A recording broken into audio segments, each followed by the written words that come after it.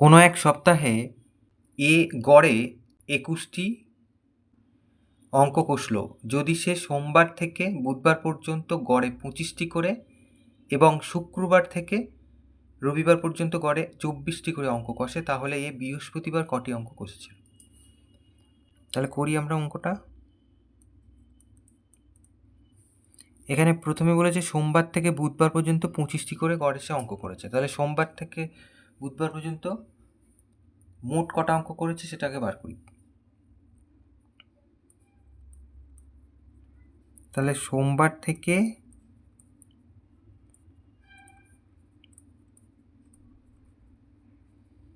বুধবার পর্যন্ত মোট অঙ্ক করেছে, অঙ্ক কষেছে কতগুলো?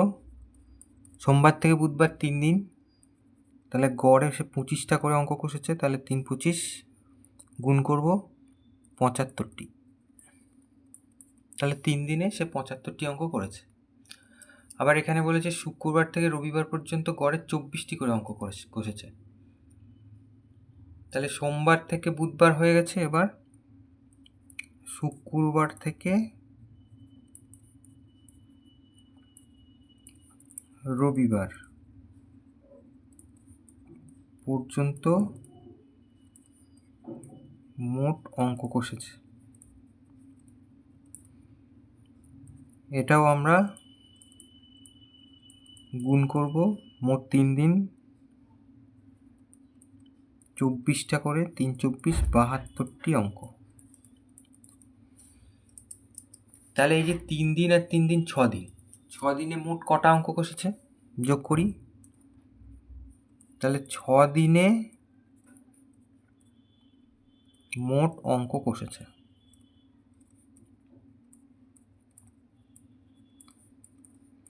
75 আর 72 আমরা যোগ করব, তাহলে 147টি।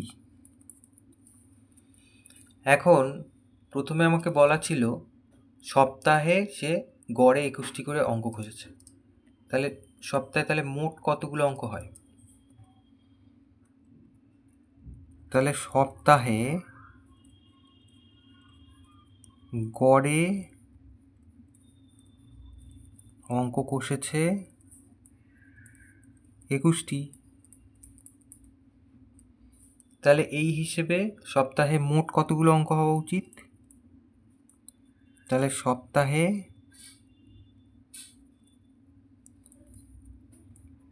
মোট অঙ্ক কষবে 21 গুণ সপ্তাহ মানে 7 দিন, তাহলে 7 1 7, 7 2 14, এতটি। তাহলে 147টি তার অঙ্ক হওয়ার কথা মোট পুরো সপ্তাহে। 6 দিনে সে সেটা করে ফেলেছে। তাহলে বৃহস্পতিবার সে কতগুলো অঙ্ক করেছে? আসলে সে বৃহস্পতিবার কোনো অঙ্কই করেনি। তাহলে অতএব বৃহস্পতিবার অঙ্ক করেছে